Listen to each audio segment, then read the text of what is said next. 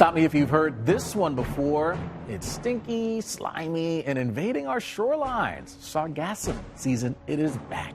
The brown seaweed-like algae has already been spotted on the beaches in Florida, and scientists are warning that this year's blob could be the largest bloom ever. Already the amount of algae in the Atlantic is 40% higher than the all-time high record, which was set back in June of 2022. That's according to the University of South Florida Optical Oceanography Lab, and it is only expected to increase. So what does that mean for beachgoers this summer? Inspector Planet herself, Dr. Tracy Fanara, joins us now to break it all down. Always good to have your expertise on the show. So where is all this sargassum coming from? And what's driving the increase this year? Oh, those are two really good questions. The first one I'd love to answer. The second one, a little bit tougher. So the Sargasso Sea is an area in the open Atlantic that historically sargassum used to hang out. But we had a weather anomaly, basically a wind anomaly in the winter of 2009 and 10 that persisted winds from west to east, pushing sargassum so far to the east that it reached the Straits of Gibraltar, bringing sargassum down to the Caribbean, where it just grew like crazy in the warmer temperatures with a lot of vertical mixing, bringing nutrients to the surface and feeding sargassum. And it's just persisted and grown ever since. Now, why this year is worse than previous years, that's a question that we'll probably answer in about 8 months. Right. Sometimes you have to see how it plays out to really understand what's happening. Yes. Now, in your opinion, do you think that we are on track to see the largest bloom ever? You know, that's a really good question. At this point, we are. But we've seen in previous years a halt in growth at certain times, depending on ocean currents, weather events. But as of right now, or as of the last bulletin, which was April, hopefully May is coming out anytime soon, either today or tomorrow, we do have, as you were saying, 40% higher than the highest ever recorded, which was June of 2022, 150% higher for March than ever recorded. So we are on track for a huge bloom. Whether that happens or not, time will tell. So it's concerning for beachgoers. We don't like it when we go to the beach here, but what kind of impact does it have on the environment? Is it actually good for the oceans or maybe the animals that live there on the coast? You know, I think everything in moderation, right?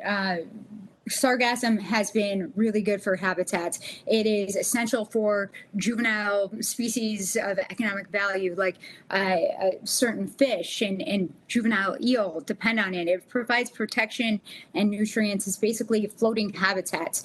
However, too much of a good thing can be a bad thing, blocking out sunlight for organisms underneath. And then, of course, when it comes on our shore, it can start to die and decompose, releasing gases that could be harmful to humans if you're near it, but also can provide nutrients to any kind of algae blooms that might be existing, causing a shift in ecosystem balance. So the big deal is the fact that it's natural. This is not something new. This has always been around. It's the big deal that it's just so much and going into areas that it usually didn't go to. Is that correct? You're exactly right. So before 2011, this was a situation that was really under control, and sargassum was actually protected. But since these blooms reached the Caribbean and now what is called the Great Sargassum Belt, it has become problematic, especially for the Yucatan Peninsula, but also the Gulf Coast and the East Coast of Florida. Yeah, we've seen the videos from the Yucatan in particular at some of the resorts there where they'll get the big heavy equipment out, move all the sargassum off the beach every day, but then of course it comes back at night. So it's a job that has to keep on going on. Is that safe? Is that good? Should we just leave it? What should we do with it when it's on the beach? That's always a decision to make, and removing as much of it as possible is probably a good thing. Some sargassum washing ashore can provide nutrients to beaches, especially those that were impacted by storms in the past. However, this much nutrients and this much biomass can not only impact tourism and public health, but it can also be devastating for the coastal ecosystems. And the economy. Yeah. Yeah. Dr. Tracy Fanara, thank you so much. Good to have you on the show today. Appreciate you.